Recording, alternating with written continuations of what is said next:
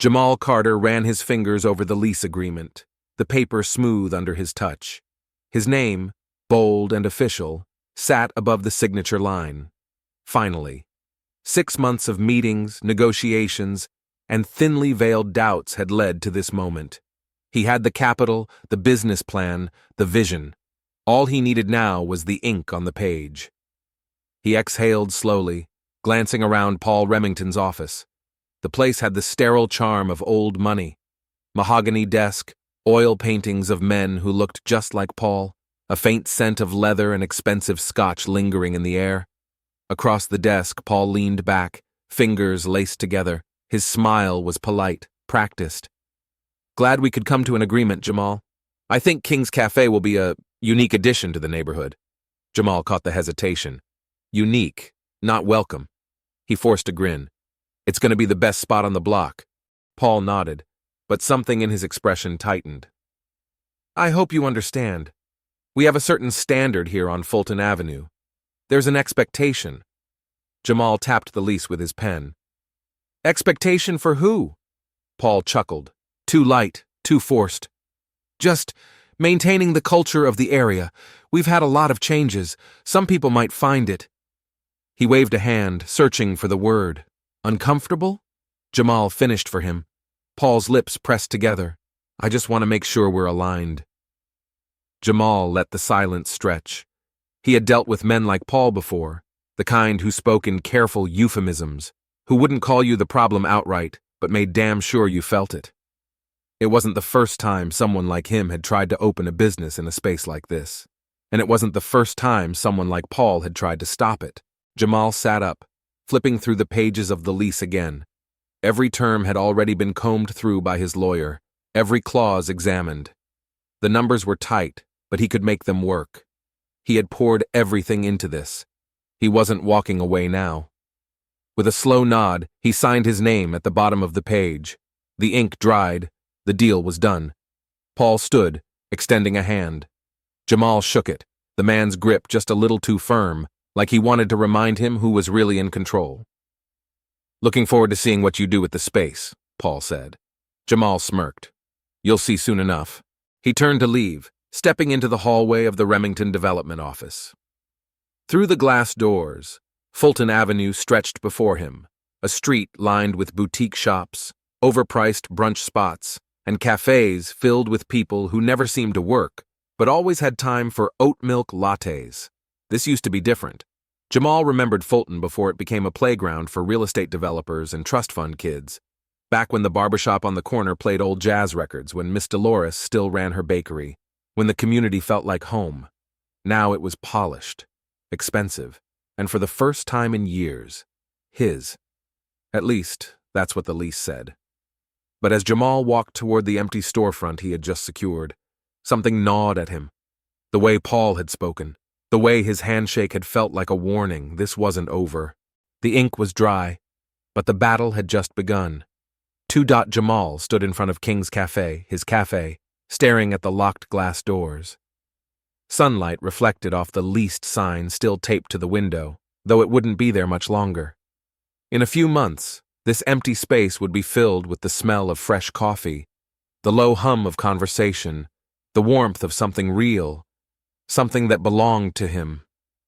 He exhaled, shaking off the unease that Paul Remington had left in his gut. This was his. He had won. Or so he thought. The first warning. The first sign of trouble came the next morning. Jamal was sitting at May's Diner, the oldest black-owned restaurant in the neighborhood, nursing a cup of coffee while making a list of suppliers. May's had been here long before Fulton Avenue became a playground for real estate developers. The walls still had faded pictures of jazz legends who once dined there, and the booths were cracked from years of good conversation. The waitress, an older woman named Cheryl, slid a plate of eggs and toast in front of him. On the house today, baby. Heard about the cafe. Proud of you. Jamal smiled. Thanks, Miss Cheryl. She patted his shoulder before moving to the next table. His phone buzzed just as he picked up his fork. Unknown number. He let it ring twice before answering. Jamal Carter. A pause. Then, Mr. Carter, this is Diane Clark from the City Permits Office. I'm calling regarding your business license application. Jamal straightened in his seat. He had submitted everything 2 weeks ago. His lawyer had double-checked the paperwork. Everything was in order. Sure, he said, keeping his voice even. What's the issue? Diane hesitated. We've received a few concerns about zoning compliance for your establishment. Some of the surrounding businesses have raised questions about whether a cafe meets the area's development plan. Jamal frowned. He had done his research. There were already 3 cafes on Fulton Avenue. This is a mixed-use district, he said. There are restaurants, boutiques, even a yoga studio. What's different about my cafe? A longer pause. I can't disclose specific complaints, but there are questions about whether additional food service businesses are necessary in that area. Jamal nearly laughed. Necessary? This wasn't about zoning, this was about slowing him down. He gripped his fork a little tighter. Who raised these concerns?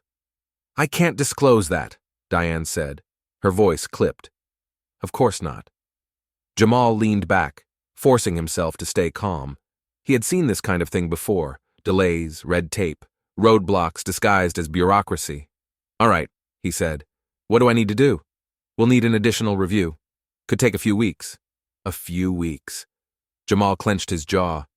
A delay like that could push back inspections, push back contractors, push back his entire opening, and that was the point. Still, he kept his voice steady. I'll have my lawyer reach out. Expect a call soon. Diane cleared her throat. Understood. Have a nice day, Mr. Carter. The line went dead.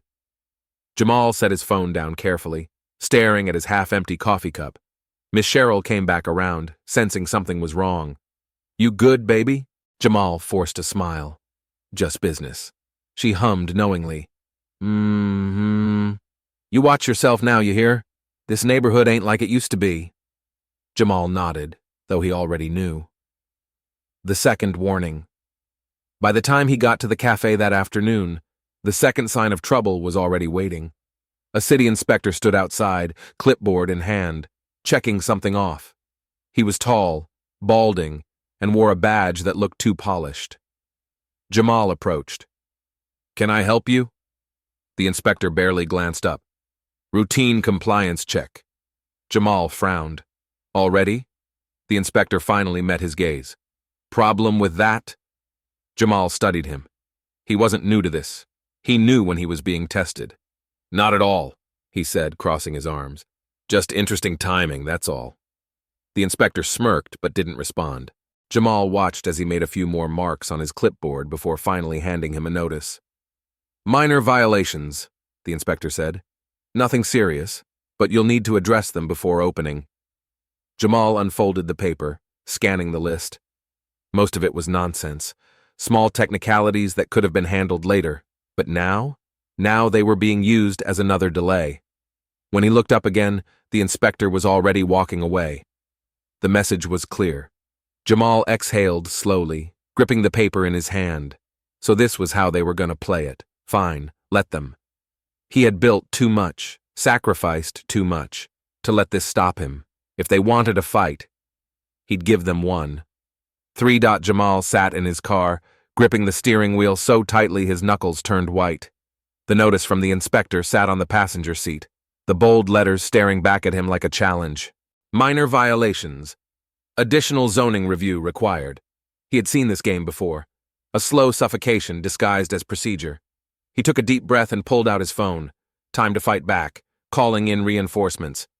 That's some grade A bull. Language, Uncle Rick, Jamal said, holding the phone between his shoulder and ear as he scanned the cafe's storefront. His uncle, Frederick Rick Carter, had been running a contracting business for over 20 years. He had seen every kind of delay tactic the city could throw at a black business owner. Man, don't tell me about language when they trying to pull this mess, Rick grumbled. They think you green like you don't know the game. This ain't zoning, it's stalling. And they only do this when they don't want you there. Jamal exhaled. Yeah, I figured. What's the violations they gave you? Jamal scanned the list. Ventilation duct inspection, already scheduled.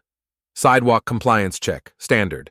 And an additional zoning review because concerns have been raised by local businesses. Rick let out a sharp laugh. Let me guess. Paul Remington's name ain't on there, but we both know who's behind it. Jamal's grip on the paper tightened. Bet my last dollar on it. Rick made a sound of disapproval. All right. Here's what we do. First, don't wait on 'em. Call your own damn inspector, independent. Have 'em check everything so you got backup when the city drags their feet. Got it. Second, find out what other businesses got their zoning reviewed recently. My guess? Ain't nobody else been through this but you. Jamal nodded to himself. I'll call my lawyer. And third, Rick paused for effect. You gotta let people know what's going on. You go quiet, they win. You make noise, they rethink their next move. Jamal rubbed a hand over his jaw. His uncle wasn't wrong. All right, he said. I'll handle it. Damn right you will, Rick muttered.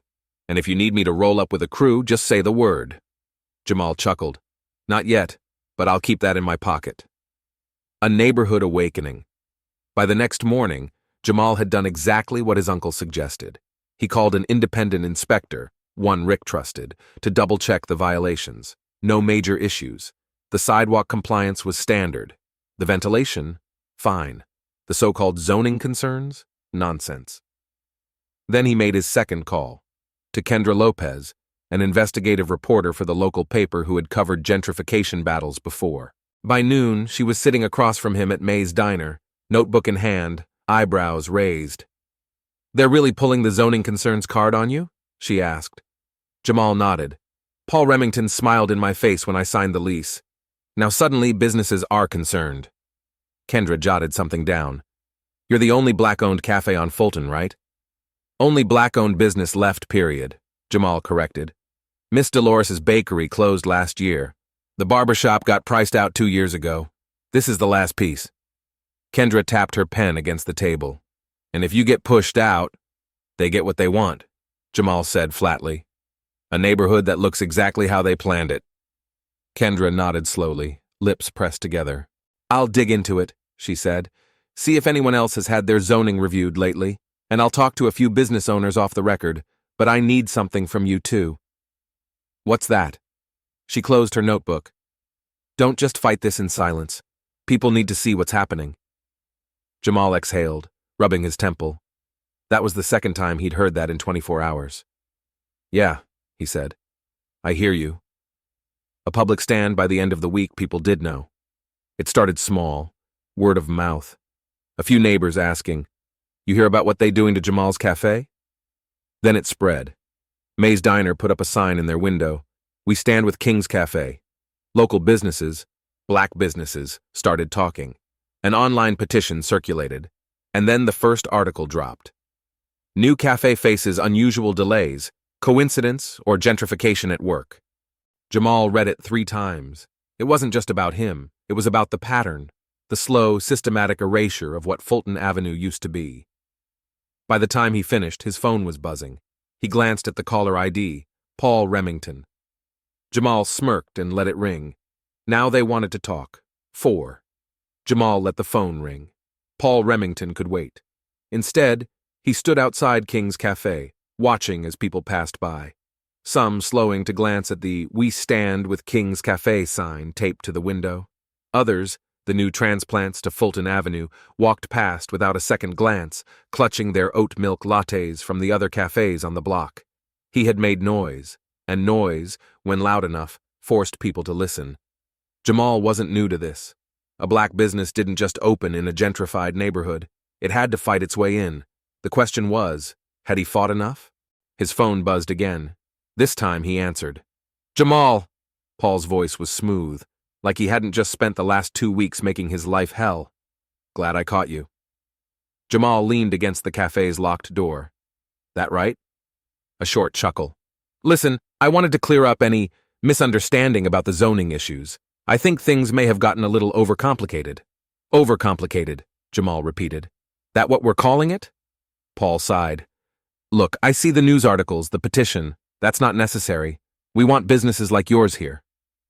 Jamal raised an eyebrow. Businesses like mine? Paul ignored the jab.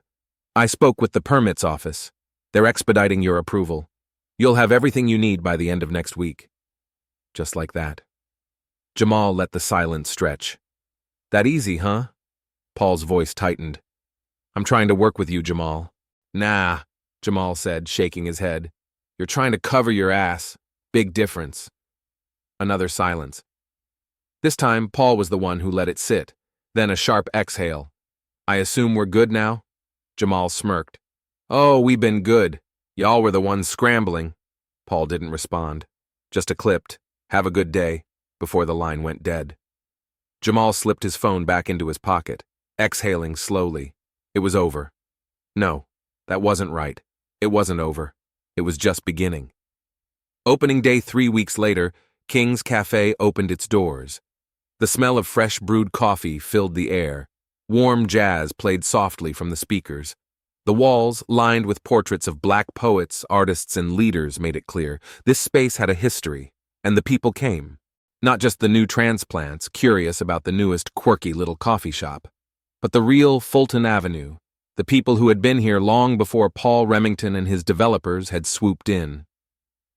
Miss Cheryl from May's Diner sat in the corner, sipping her coffee with a proud smile. Rick stood by the counter, arms crossed, nodding in approval. And when Mama walked in, her eyes bright with pride, Jamal finally let himself breathe. Look at you, she said, wrapping him in a hug.